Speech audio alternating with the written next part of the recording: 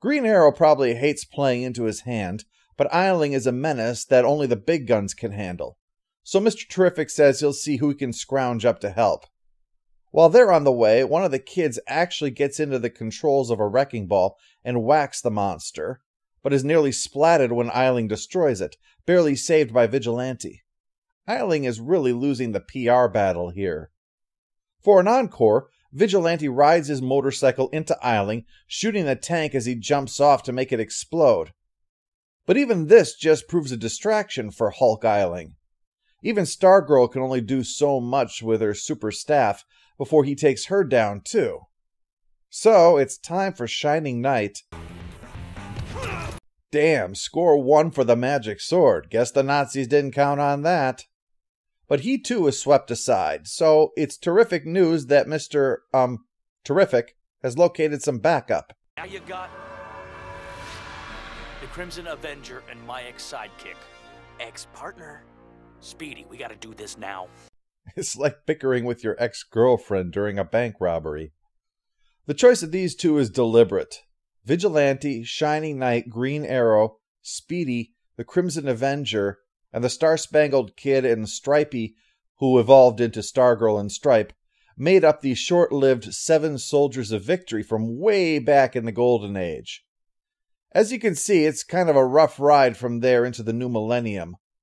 I mean, no offense, but I'm not sure what Speedy plans to do that Arrow can't, except maybe take drugs at the monster. Still got your quantum arrow? Yeah, but you said... This is an emergency.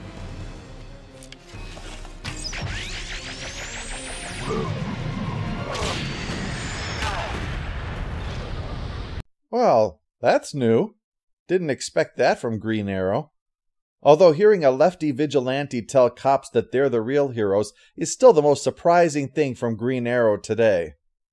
The quantum arrows still don't stop Nazi Hulk, who take out Arrow and Speedy, leaving just Shining Knight, who answers Eiling's claim of patriotism with the time that Arthur ordered him to slaughter an entire village, which Shining Knight refused. Shining Knight was prepared to lose his sword and his honor rather than betray the moral principles that were his foundation, but Arthur instead praised him for his choice. It's the same thing that compels Knight to stand up to Eiling's pounding, yielding to this monster, this spiritual monstrosity, and allowing him to continue menacing these people is against all that Knight stands for. Dying for that is worth more than living without it. And if that's not enough, with the heroes down, the people themselves step forward, chastising Eiling for so clearly becoming the menace that he hates so much, especially given that the only person here with superpowers is Eiling himself. You think killing Superman would make the world safe? Or killing this boy? Or us? Tell me, how many of us do you have to kill to keep us safe?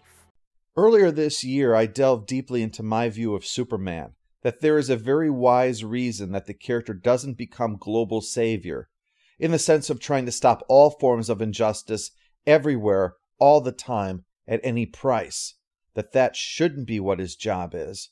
His job is something else. And that job is unwittingly related to what else came out of that conversation. As to show that the elite were building their case on a faulty premise, I tried to show you as many examples as I could think of that, despite people telling you things are getting worse, things are getting better. Good isn't perfect. Good means we still have room to do even better, but the fact that we have accomplished what we have, are working hard to continue that push forward, well, I was surprised and pleased that this information was news to many that they had been missing, that the daily bombardment of news and social media had convinced them that this was practically the new Dark Ages, and that they didn't realize how much they needed to hear, it's going to be okay, because it's already getting better. It's not said as an excuse to be complacent. It's said because there is something that we all need to see there. The something that is the reason that Superman serves precisely the role that he does, and no more. It's to provide hope. And if you'd like one more, here's another from Anthony Mackie. In the past, it was always the conversation as black fathers that we had with our kids about how to be safe when they left home. about how not to entice police officers, about how not to walk through certain neighborhoods. But now we can have the conversation with our sons about what it means for him to grow up and possibly be Captain America. There's a reason that this is set in Metropolis. It's the same reason that the ones who faced idling were 7 people who had no superpowers in and of themselves. They were not heroes by fate. They were heroes by choice. And not just the ones in the costumes, the ones on the street who, after those heroes were broken putting themselves between the innocent and harm, then put themselves between harm and the heroes. And that harm was the manifestation of our fear, the one that said that the threat is so great that anything was justified.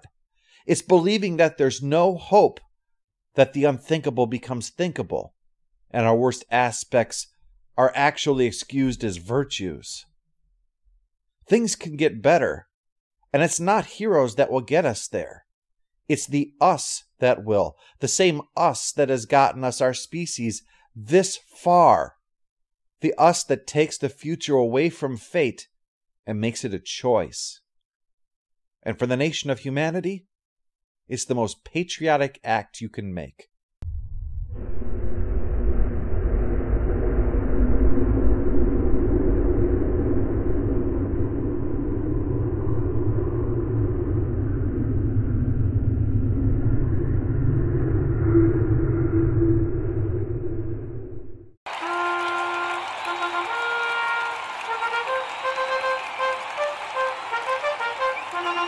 All hail the Overlord! All hail the Overlord!